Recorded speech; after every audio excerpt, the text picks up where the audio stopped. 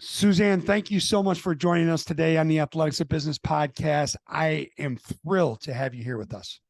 Thank you. I'm excited to be here. There is so much we want to talk about in such a compressed amount of time. But first, I introduced you and I told the listener a little bit about you. But can you kind of bring us up to speed on your journey, what you do at Shionogi, and just how you got to where you are today? Of course. When I think about people ask me this question, obviously, all the time, most frequently during interviews. And I think about people in two different buckets. Some people are master planners, right? They have a master plan that they go after.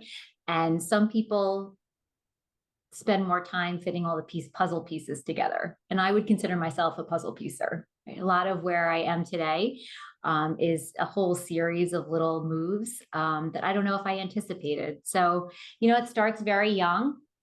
I come from a big, crazy family, and I've spent the majority of my life with them and still very invested in them. And what I loved about that is it gave us such an amazing community. And there was a big emphasis on being part of a team, right? And that led certainly at an early age to things that I have taken with me my whole career, whether it be dance, athletics, just team sports and things of that nature. I started playing lacrosse when I was 12. I picked up a stick. And as I got older and I realized that this was something that could also help me get into college, I played that piece and put that together. And once I got there, it was a really big realization that everybody there was the best too. And it was such an incredible learning experience, both from my own mindset and certainly just a time management standpoint. And all of those things set me up for a lot of the pieces that would come.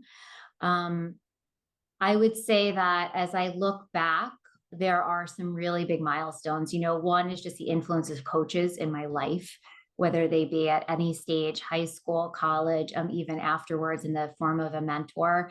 And then also being a patient. I've spent now 2 times as a patient, and it has brought to light, again, this power of how you think and how you approach things, and also the importance of just accessing care to unbelievable healthcare. And so as I walked into my first bout of being a patient with cancer at a very young age of 21, I realized that all the things that I thought I had figured out didn't exist anymore.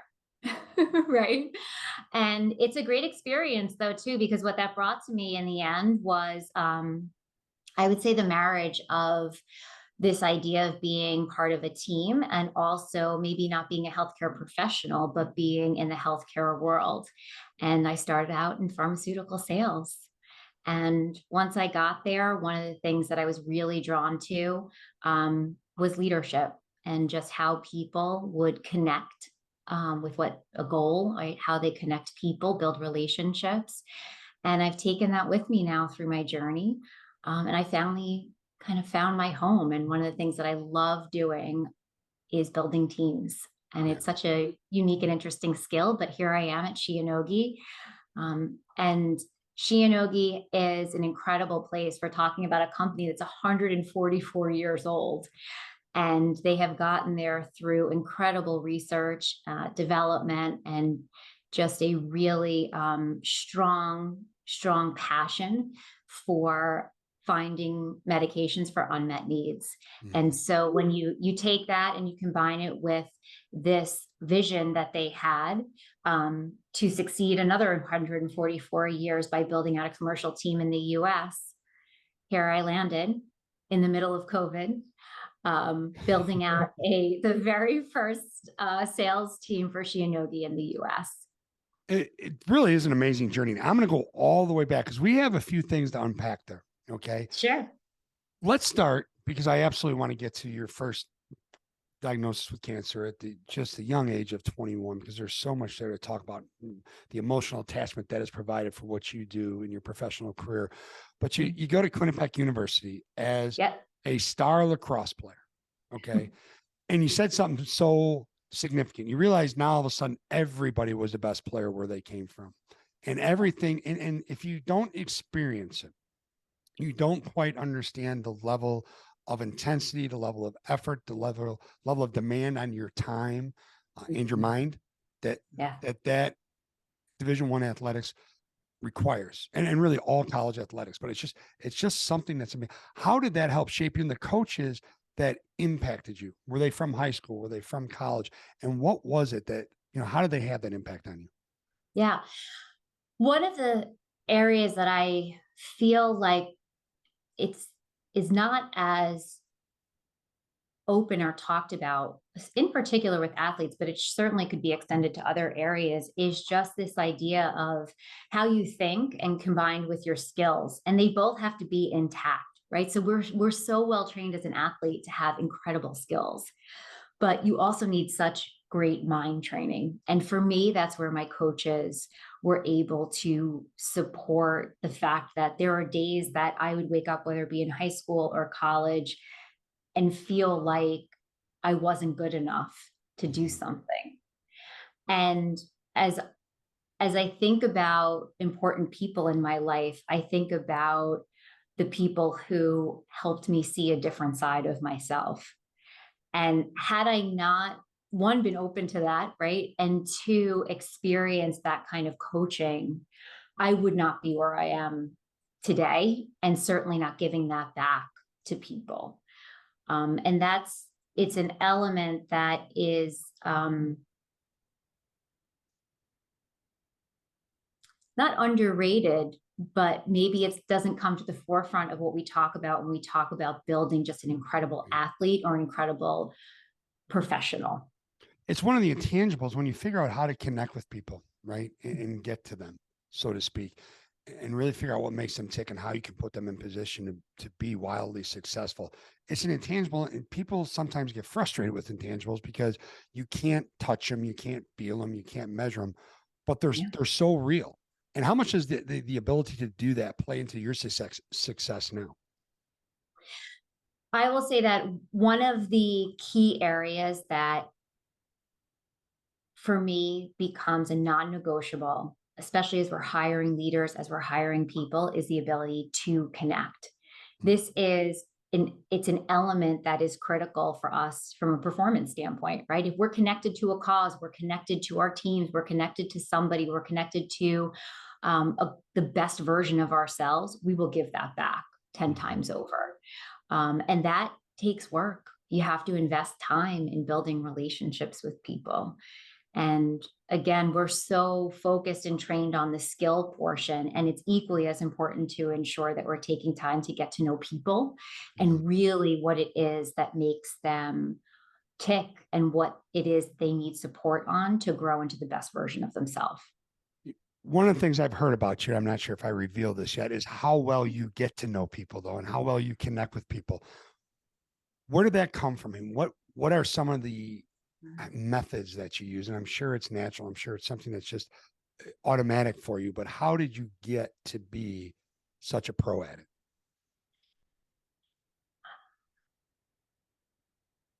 it? I believe that so much of what we show up as a person is what we live. Right. And I had the unbelievable blessing of living both, again, through my family, through my parents, through my siblings, through people like my coaches, people like my mentors that genuinely cared about me. And for me, that's where that starts. You have to care. You have to care about what you're doing. You have to care about the people that you're doing it with. You have to care about this idea of a common shared goal. And so, I don't know if that's something that you can teach, but you can show people what that feels like. And when they feel it, they're more likely to give that back. And so, for me, that's one of the first things that I start with. I want people to always feel cared for in my presence. Whether we're having the best day, whether we're having the worst day, you should know that the people around you care about you. And that consistency, so your team knows what to expect of you. They do. Okay. Yeah, they know what to expect of you. How do you handle the most? I mean, think about what you went through, and we'll get into that. But think about what you went through during COVID and building out this team. Yeah. there probably were more challenging days than there were cupcake days, so to speak. Okay. And that was probably just a Uh, poor choice of words, but you get what I'm saying. yeah. How are you able to do that? How are you able to show up every single day with the trust, with the kindness, with the compassion and caring? Yeah. So I love this question because your true self comes out in the Mhm, hardest times, right? mhm, Regardless of what that is, whether it's a personal event, whether it's a work event. And when you think about COVID, one of the pieces that will ring with me forever is that you have a group of people where every day is challenging. Every day mhm, personally is challenging. Every day professionally is challenging. And every day is an unknown because it's not something that any of us have had a lot of exposure. mhm, And I'll start with that. That one event where the unknown is true for everyone is a bonding moment. mhm. We are forever and eternally bonded by the Right, fact that we didn't know, right. right? And there are times that I feel like that's the one thing that you have to hold on to and see what you have in common, right? When we talk about sports, we talk about work, we talk about performance, we talk about common goals. And I look back and reflect back on building that team out in COVID. And one of the big commonalities that we had were that we were all trying to do something brand new in a new time that had never been done before. Well, and there's more significance to that too. Let me explain that if I can for a second. Sure. First of all, I think this is a great opportunity to give a huge shout out to John Denny, who introduced us. And John is at Buckman Enoch Cost and Associates, and just so amazing at what they do, placing leaders in the healthcare industry. And small pub here, John was also on episode 86 of the Athletics of Business podcast, which seems like a lifetime ago, but okay, the profile you provided John and his team to fit. Mhm. Okay, experienced specialist, folks who have done the same thing the same way for a long time. I mean, talk about the challenge that posed for you and what you were trying to accomplish. Absolutely. So, John probably had the harder job in this, if I really think back to it, Hey, because it's good he to make needed to him go work. out. That's right. We definitely made him work. But John and I had that common bond also, right? John and I have a real passion for bringing great people to great places. Yes. And as the first face of the company, John was a great person to have do that because he also represented us. He represented us in such a positive way. And never once did he look at me and say, Suzanne, we'll never find all these people right now. Suzanne, we won't be able to get these people to do what you want them to do in this environment. Again, it's around this mindset that, of course, I believe we can do this. And that's infectious. And the people that we were able to reach out to that took his phone call initially, then took our phone call, then took a chance and got on Zoom with us. Mhm. All of these building blocks started to build commonalities. They started to build trust. It started to build excitement over something that we could all do together that was brand new. Mhm. And at a time when we were also launching a tremendous product that was needed in this space, Mhm. regardless of COVID, right? These Mhm. these diseases don't care that COVID is around, right? We still need They didn't take the important pandemic off. medication. Yeah. That's right. And so um, for us, that was the first step in bringing a group of people together over video that for over 25 years have been walking halls of the hospital. Mhm. And the first thing we need to do is ask them to do something different, right? And Which that doesn't part normally fit that profile, right? Like it people did are doing the not. same thing every day for a long time. That's right. Typically, it's very standard. We look for a certain profile. People who have worked the hospitals, they've walked the halls. They know the janitors. They know every single nurse. They know every physician on each of those floors, and you have access to them. Anybody will tell you that one of the most challenging pieces of launching any product is just gaining access to those decision makers. Mhm. And when your only access is through reaching out over email and trying to get a video appointment in a time of crisis with infectious disease physicians that are managing these really tough to treat COVID cases. It sounds like what I was asking people to do was impossible. And the reason that it wasn't is because of the people that we chose. And our people are the ones that had the right kind of attitude and mindset to say, I am connected with you and what you want to accomplish. I am investing in myself to change the way that I do things every day. Right. And this together mentality, like together we grow, together we succeed, together all tides rise. How were you able, and I absolutely love that. How were you able to identify that in the process when there was no, I'm sitting in front of you, let's feel this energy, let's feel this vibe. I want to see your body language. I want to see, and you can get a little bit of that on Zoom, right? You know where I'm going with this. Like, how did you identify that you were bringing in those type of winners, so to speak? If you had asked me this at any point in my career prior to COVID, I would have told you it's impossible. There's no way you can hire the right people without meeting them in person. And I am still an enormous advocate for in person. There is nothing that will ever replace that, in my opinion. One of the pieces that was really important is process.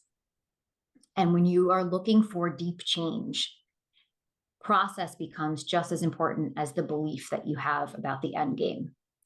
And for this process, we put multiple touch points in. And the reason that's important is because, first and foremost, from the employee standpoint, the candidate standpoint, we want them to know who we are. Why would you take a leap of faith leaving a secure job in the middle of COVID to come and launch a product with us, right? Besides your notes, but anyways, that you don't understand, right? Yeah. Exactly. So we either get tons of people who have thoughts that aren't well put together, right? Or we have the best of the best. And of course, I believe it's the latter. But in all seriousness, this process that we implemented with the help of John Denny and his team was to ensure that they had multiple touch points with us. And that helped us, right? We would have multiple touch points with them. And so in addition to doing a traditional phone screen through the recruiter, we immediately moved to video. And we would start doing multiple video rounds. And while the downside of that is it can be more taxing on a candidate and certainly on our time, the benefit was that people can do that from anywhere. And they really got to see who we were at the core and what we were building. They heard consistency in our messaging, and we got to see them multiple times. And so in some ways, it had benefits over a massive hiring event where you're getting one or two touches on someone. I love it. So all of a sudden we have these constraints, right? The rules of the game were changed. We have these constraints that we're operating inside, and we actually have the ability to become more creative in how we do things. And then we realize there's a better way to, or a more efficient way to get them done. Yeah, we've carried most of those through now. Actually, we've found that there's an efficiency in our hiring when we incorporate a combination of video and then bring in, one or two candidates in those last rounds to meet us in person. And while again, that has an unbelievable value and benefit to us because you really feel that connection when you're with somebody, we also have a pretty good understanding of the people who are coming to us and they know us. And I would say another big part of that, Ed, and I give a lot of credit to my peers within Shionogi and our leadership team as well. That is a group of people that were highly invested in helping bring these people on and took their time to do that too. And it's important that our candidates feel like their leadership is invested in them. And that's something that we carry through here. And then just massive success, right, throughout the process. And when we talked about, a month and a half ago, I feel like when we first connected, in such a wonderful conversation. And I said, well, how did you do it? Like, what were the keys to your success? And you really laid it out there. And one of the things you talked about was vulnerability. Can you jump into that a little bit and talk about how that helped drive your massive success as a team? Absolutely. So this vulnerability it can be a taboo topic.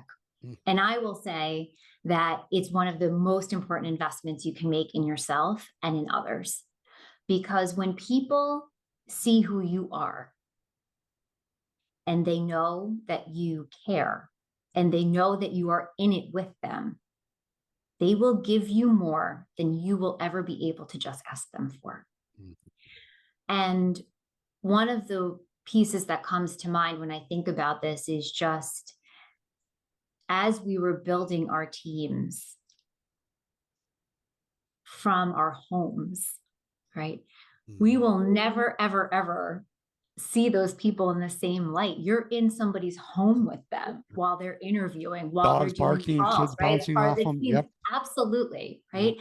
And that's internal and external. You know, one part of that is just having candidates and employees understand who you are as a person, and nothing says that more than spending time in your home with you.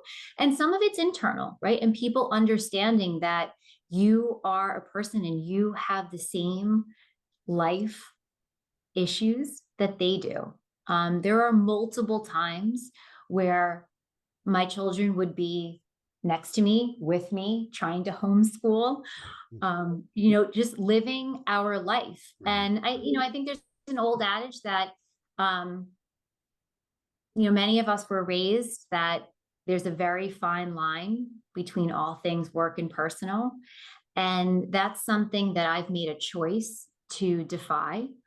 And I will take the risk any single day that I may be put in a situation that's challenging with someone that I know to that level. Because what I believe that has given me is the ability to live my leadership qualities that I believe in, which is that I want to trust people implicitly to do the job that they were hired to do.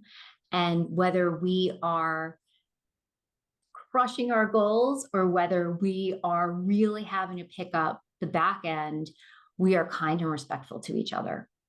And I saw that come through. And I didn't mean to cut you off there. I'm sorry, but it's such a huge piece of the whole authenticity, right? I mean, the way we talk about authenticity here with our clients is honesty, integrity, and vulnerability. And it's exactly what you just said, that vulnerability piece, though, for some reason, taboo to some, right? They see it as a sign of weakness. And in the grand scheme of things, the reality of it is this: it is a sign of strength. It is. And it's just, as you opened up and made yourself more vulnerable to your team, I'm guessing that the information you received about them was greater. They opened up more to you, and then you had a better idea of how to put them in better position to realize a higher level of success. Absolutely. When I think about when you know a whole person, it unlocks doors for you to understand where they are best served, where they can best serve themselves. And sometimes, Ed, that is right in your backyard, right? It's right in your organization. It's right in the position that they're in. And we have to nurture that so that they are the best representative, right? Or they're the best leader, or wherever that role lies for them. And sometimes it's in a position 1-2 stages down the road, and you want to ensure that they stay with you for that journey. And sometimes it's not with you anymore. And that's okay too, right? There is a time to say it's okay, because I want you to be happy and I want to be happy and I want to have success. I want you to have success. And this isn't the home. And on that, great. We're coming back though, because we have a few more keys of success that you and I discussed. But you are, after all, the queen of unorthodox, correct? Queen of unorthodox. So I love a good unorthodox. But speaking of, might be time for you to move on, which is awesome. We support you. Matter of fact, we're going to help you. Yeah. When someone leaves your organization and they have their last call with the team, what is it that you do that is unorthodox? Why do you do it? And what is the power that is a result of it? So I believe that we have all been in a situation where people leave and it's an awkward unsaid. And early on, especially, it was a year and a half before we met anybody on our team. And we had very little turnover, which I'm unbelievably proud of. And we still do to this day. But we did have someone that was moving on that was a really, really integral part of the beginning of the launch. And they deserve to be represented for that. Yeah. And on one of our team calls, I made sure that we were gracious and thankful, and we acknowledged many of the things that that person had done, because I'll never take those away from somebody, right? They gave us that time and that effort and that space, and they should be recognized for that. And they should also be recognized for taking a big step in saying, I want to go do something else. We recently also had this with one of our leaders here. And I'm excited for him. He has got a great opportunity. You know what you should do? You should go and you should do that and you should be that. And that will open the doors for somebody else to join our organization or join into that position. So it's the old one door opens, right? Right. The other one, right? One door closes, one door opens, Right. right? But you've got to be sitting by the window to feel the breeze. So The fact that was that hard for you to do it first when you first started doing that? Was it, and I don't mean hard for you personally, but was it hard to explain to others why you were doing it? I wasn't sure I was doing the right thing, Interesting. because people can take that two different ways, right? I believe that part of the reason that we got into this whole, we don't really talk about when people leave, is because it draws attention to the fact that somebody is leaving your organization, and we strive so hard for retention. And so it felt almost as if that kind of vulnerability, right, to say that and to put that out there could go one of two ways.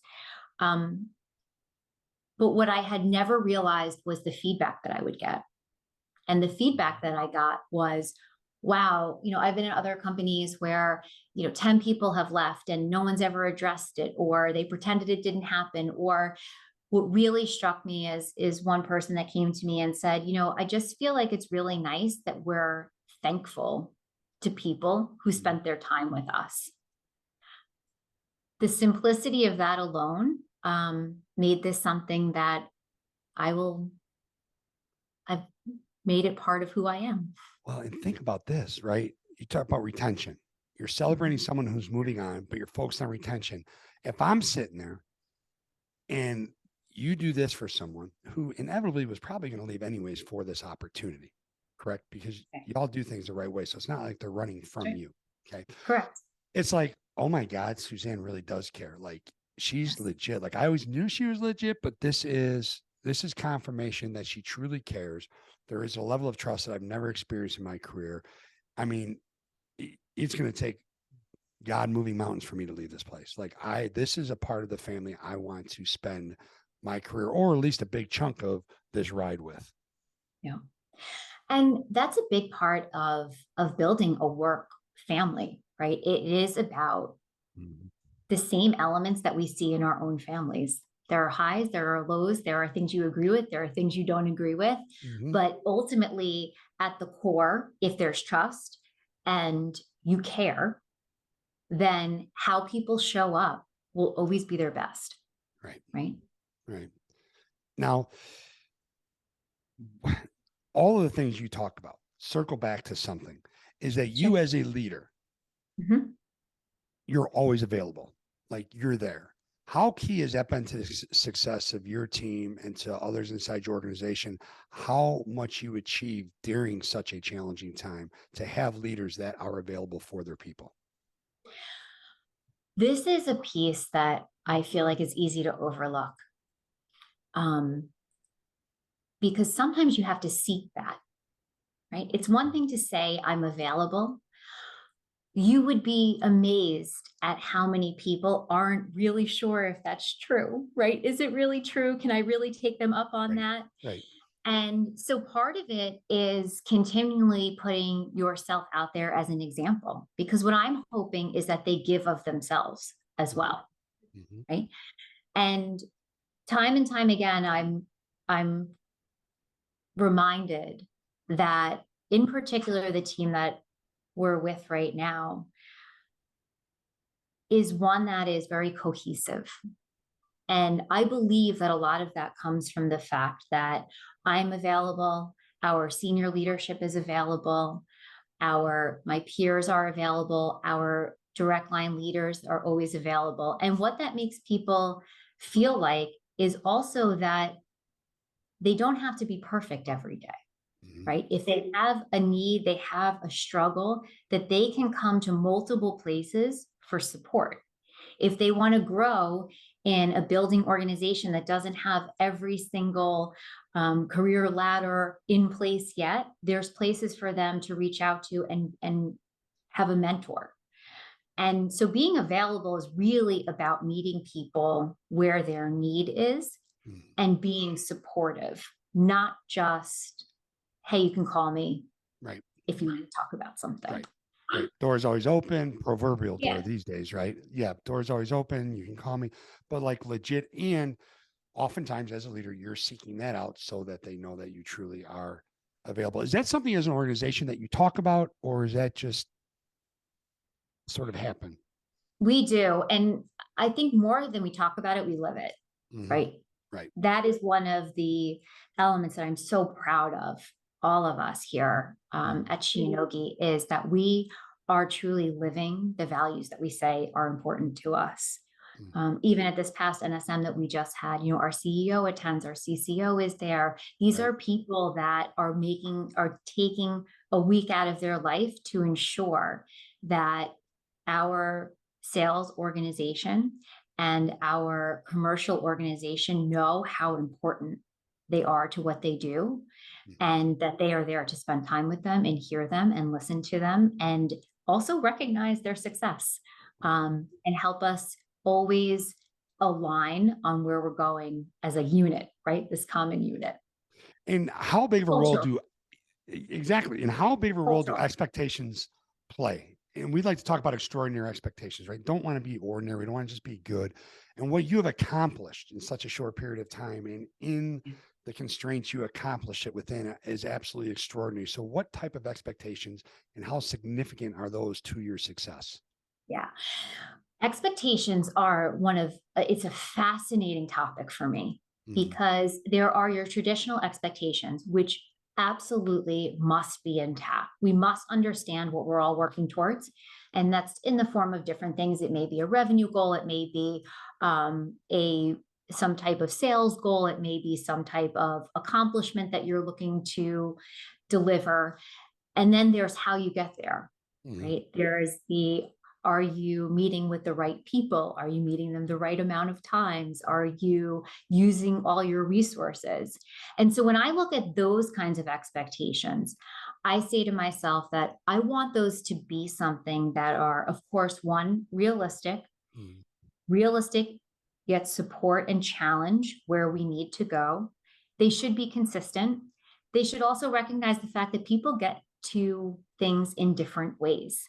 And that ultimately, when we're reporting out on KPIs or metrics, that is an amazing opportunity to highlight what our people have done. And so I love the opportunity to say, this is what we expect because we believe it drives this result. And then let's highlight your performance. The other side of expectations, though, is behavioral, right? We also expect people to show up as their best selves, right? I expect people to be the teammate that you would want them to be to you, right? I expect that we can trust you to be ladies and gentlemen, to be the face of Shionogi, right? To have great manners. I expect you to bring value each and every day to our customer base. And those are just as important to me as the expectations we set around performance and activity.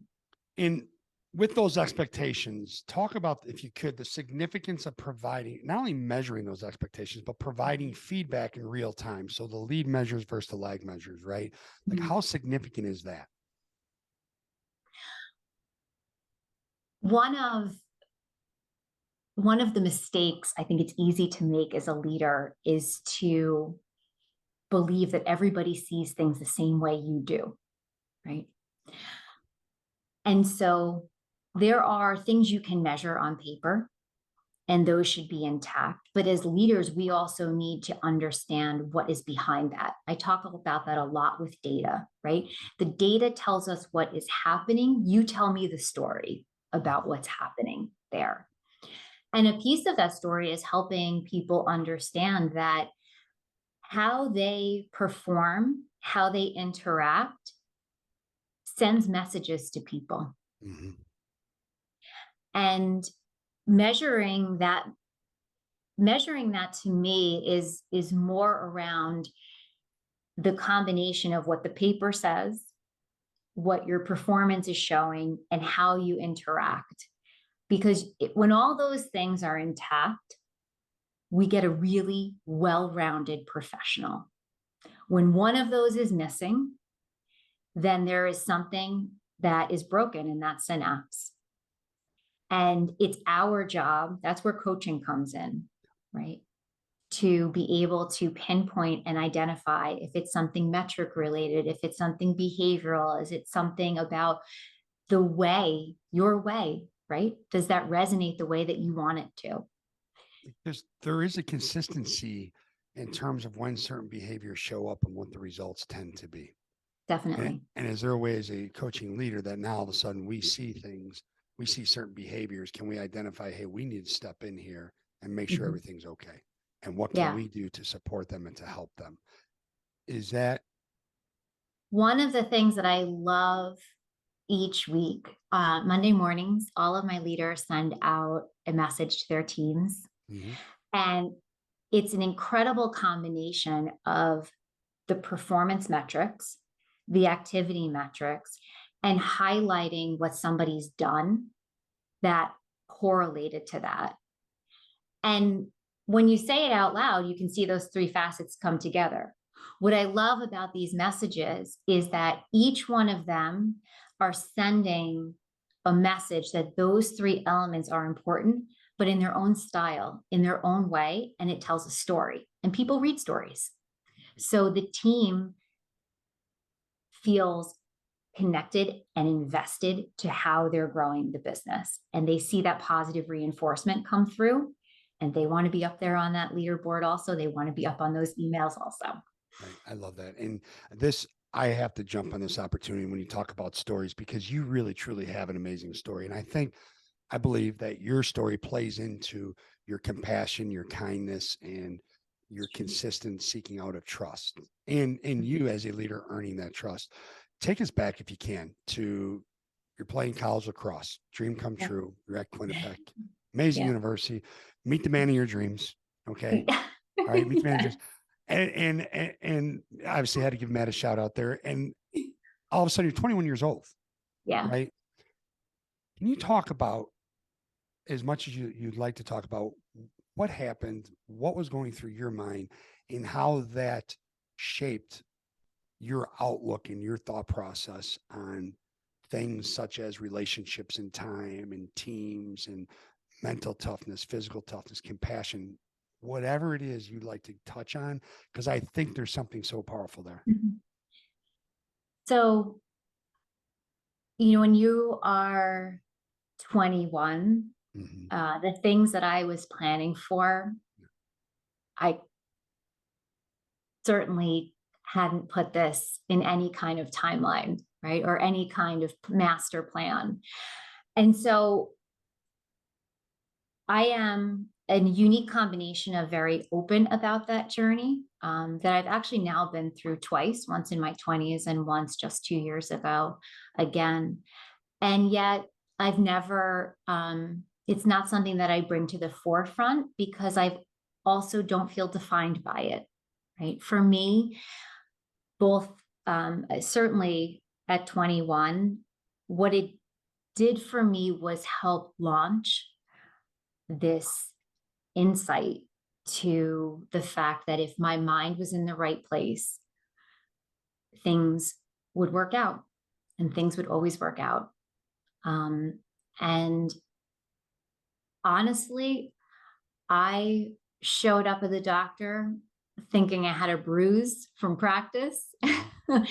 And, fast forward a couple months, and after many journeys back and forth, my parents and I were sitting with someone who said, I'm 99.9% sure that your daughter has cancer, and there are 3 people in the country that I would trust to operate on her. Wow. And it put into motion this reality Mhm. that small stuff matters, but maybe not every day.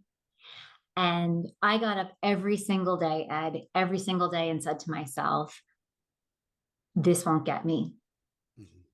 And while there are many medical professionals that obviously got me to my state of health, I really do believe that that was a trigger for me to change the way I thought about things. Mhm.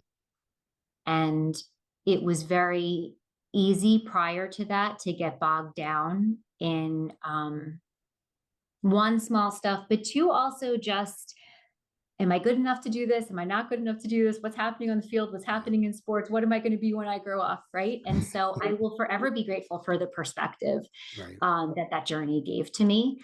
And it also really opened my eyes to the fact that healthcare is so important, and Mhm. choices and being educated in them. And as a patient, it is critical that you have that same kind of trust that we talked about today in the people that are treating you. And I have to believe that that story combined with what happened 2 years ago, which I do have a question about that for you, but I Mhm. have to believe that that just fuels the story and the emotional attachment that you have to the healthcare industry Absolutely. and who is truly serving and the real purpose behind it.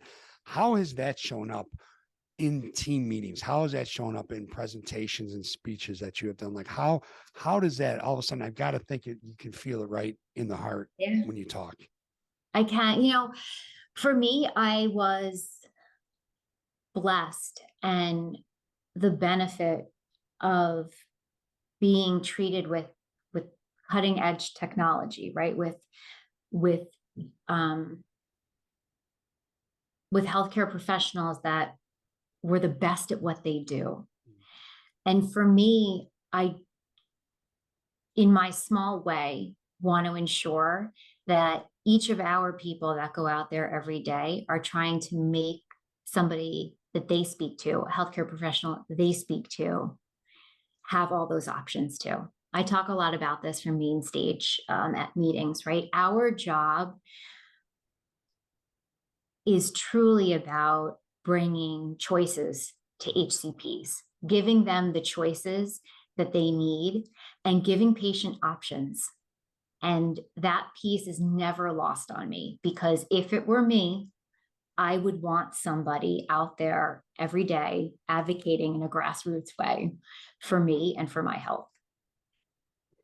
I, I absolutely love that. And the reception that you receive from that has to be something that's so sustainable, right? It's not something like there's no cheerleading around this, there's no rah-rah, there's no fluff. This is real. And I have to believe that that's something that your team members just take with them. I hope they feel that, Ed. I Yeah. do, right? It's something that is a genuine part of me. Uh, And it's something that has probably kept me, honestly, in this industry. And I've been with wonderful companies that have had incredible products. And it's one of the reasons I'm really passionate about going to companies with tremendous products. yeah. Well, and so then 2 years ago, showed Yeah. back up, and here you are. Here you are doing amazing work. How in the world did you stay dialed into what you needed to do for yourself Yeah. and what you need to do for the organization? That story comes with so many other stories, but I will tell you that the two constants in my life have always been my family, Mhm. always been my family. And I feel for people who can't say that, because I have been so blessed to have a rock solid support system Mhm. and an undeniable faith. And whatever that is for somebody, for me, that's just knowing that your mind is in the right place, Mhm. which is hard. It's really hard. right? And that you're taking action where you need to. And those two things are aspects that I apply to all things that I do, right? Is my mind in the right place, and am I taking action where I need to? Yeah. And are those two things driving the right result? And at the end, I'm a simple girl, and I like to be able to think about things in the context of outside of just one situation. And so I would say that that carries me through. And also recognizing the fact that healing is hard. And it's something that, just like practice, just like learning all your skills, you have to give yourself room to heal and to be vulnerable, ask for help. If anything else, that's what this has also taught me, is that there's a time and place to ask for help.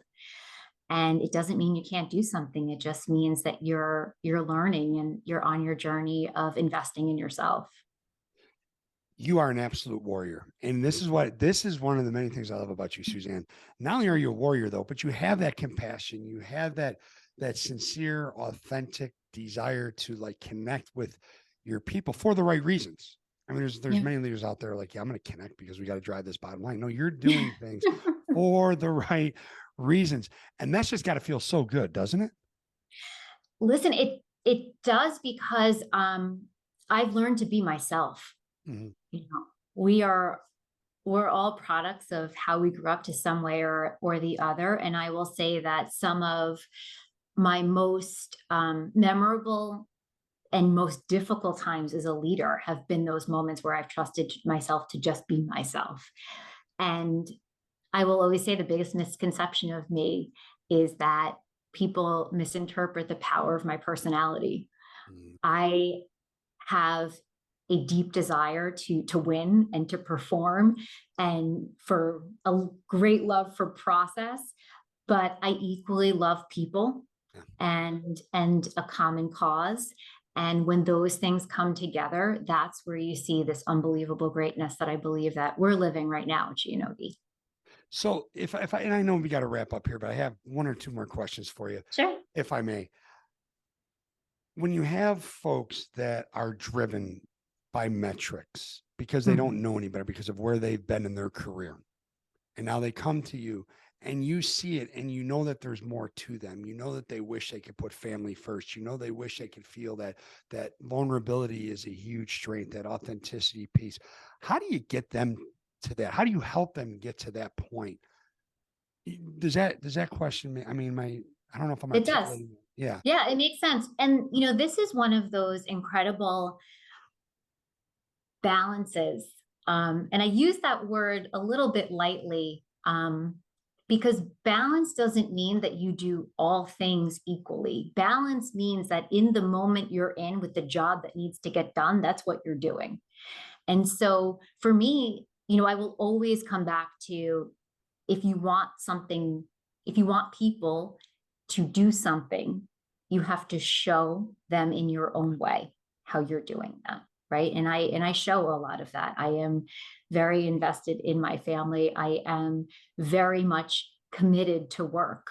I am dedicated to the metrics that we have to deliver. And I'm also a believer that this concept of setting expectations and trusting people to deliver in the way that they know best drives a performance. And so for me, this is a lot about show people what you expect. And it's also about tackling things head on. I can't tell you the amount of times that I've walked up to somebody and said, like, I know that you have X, Y, and Z in you, or this was incredible. Imagine if this is what we were doing every single day, or this isn't what you would expect of your teammate. Why do you think it's okay for it to be expected of you? Right. And so tough conversations are something that I've gotten really comfortable with. And ultimately, they're not that tough because they feel right to me. They feel like I'm bringing somebody to the next level, the best level of themselves. And because there's a purpose behind it, right? Yes. You're not Yes. focused on the fact that it's a tough conversation. You're focused on the potential outcome of what this challenging conversation can bring. Yeah. And that's why you are who you are, Suzanne. I mean, we're just about out of time and there's so much more to talk about. We have to have you back on. Okay. But in the meantime, I have one more question for you. But before we get to that question, can you share, because I guarantee you every listener right now is like, I need to find out more about Suzanne Monahan. Okay. The organization, everything. Can you tell a listener, and this will be in the show notes, all your links, your social media, everything will be in the links, but can you share with the listener where they can find out more about you? Sure. So, people that know me the best, Ed, will find that question very, very amusing. I am a very Would they say old-fashioned nowhere? girl. No, well, they might say nowhere. I do have a LinkedIn profile, Okay. Suzanne Monahan. I am on Instagram at Suzanne SKK Monahan. And I will say that many people that know me the best have gotten a card from me, which is why they will find it so amusing and funny that we're talking about other forms of social media. I'm still a girl that believes in the written word. But nonetheless, I also think it's just an incredible way to reach people. And as I have gotten to know more about different industries and certainly about different people, I have a real appreciation for the new way that we connect. So hopefully this will be a good launching pad for that as There well. you go. And I will not claim responsibility for that either. Okay, fine. And a delayed congratulations, because I really want to touch on this before we go. Last year, you received the HBA Luminary Award. HBA is the Healthcare Business Association, phenomenal organization. And just if you're not familiar with the Luminary Award, I'm talking to the listener, not to you, Suzanne, obviously. Okay, it is for leaders who have a proven track record of helping to advance the careers of other women. I mean, it is an amazing award and the honor bestowed, and you were nominated by your organization. Can you just share a little bit about what that award means to you and what it represents, not only to you, but to the women that you have worked with? Yeah. So, one of the things that I appreciate about HBA is that it's an incredible organization that does advance, their mission is really to advance leaders Mhm. and advance leaders in cutting edge ways. For me personally, I was so humbled. I was nominated by our now CEO, Nate McTutchin, and I felt honored, honestly, because we work with incredible people at Shionogi. And so from that aspect, I was certainly very touched. But the other aspect of that is because, as I mentioned, I have dedicated certainly the past good chunk of years to developing into the leader that I believe really develops people and drives performance.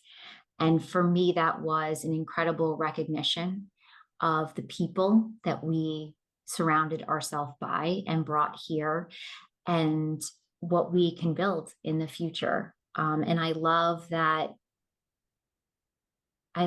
we can do it in a way that I believe in. And that for me, and I don't, it was something that was telling, and I think allows me to be to really step in to who I am as a leader and continue on that journey. So cool. Suzanne, thank you. I look forward to all the amazing stuff that you and Shionogi continue to do. I can't thank you enough because I know this was not easy to get this much time carved out to spend with me and spend with us.